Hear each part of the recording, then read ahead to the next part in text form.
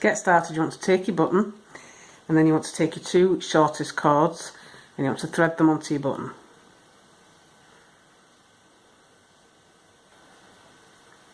And once you've threaded your shortest cords on, you want to pull out about a foot at one end, so this is what you're going to attach to the board. So you attach the shortest bit to the board and you'll work with your longest bits. And then you want to take your longest cord and you want to attach this to the button as well, but you want to pull it out equally at both sides.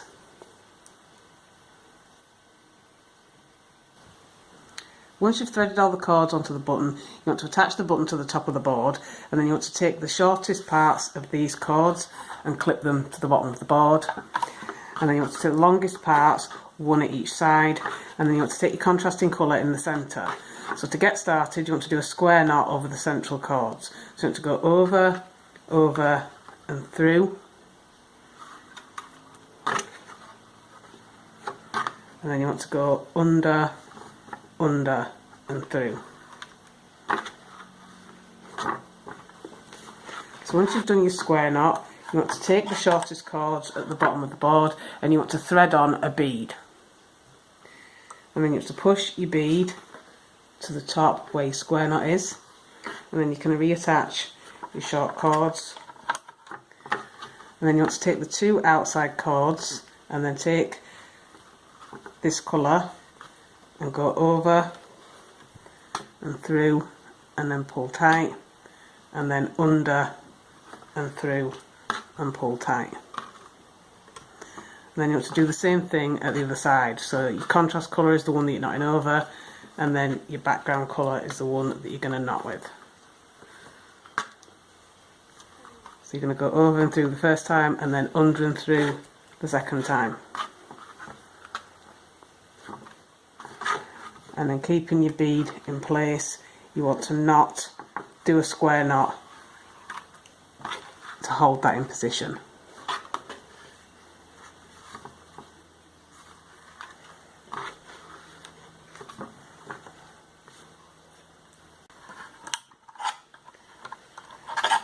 And then again you want to remove your shortest cords from the bottom of the board and you want to thread on your next bead.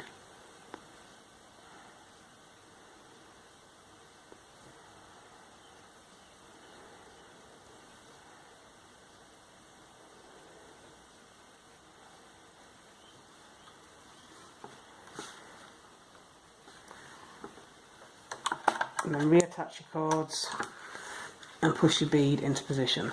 And then you want to repeat what you did here. And you want to go over and through and then under and through.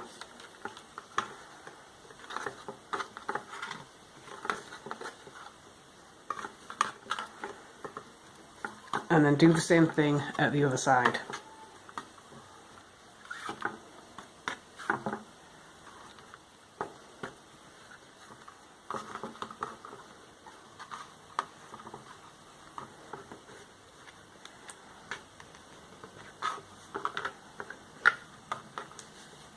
And then once you've done that, you return to doing your square knot to keep your bead in position.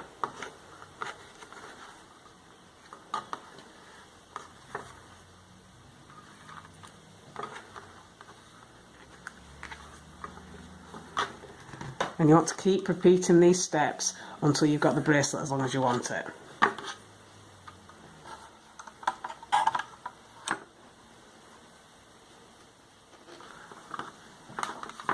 So once you've got the bracelet as long as you want it, you want to remove the cords from the bottom of the board and then just put one to one side and then take the colour next to it on the other side and clip these to the bottom of the board, and now you're going to make a space for your buttonhole.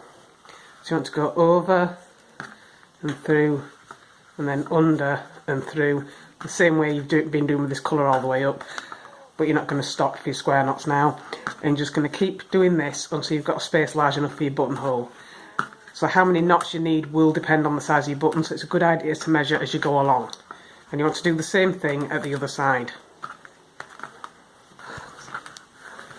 So once you've done both sides, you want to take the four cords in the centre and clip these back to the bottom of the board. And then take your 2 outside cords and do square knots just to fasten together the 2 sides of your buttonhole.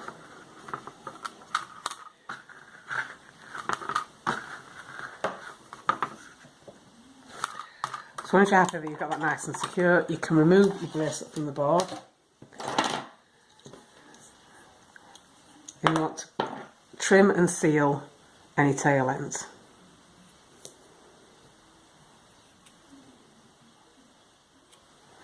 So I'm going to use a lighter to seal, but you could use glue if you preferred. And when you finish, you should end up with something that looks like this. So now you just want to try on your bracelet.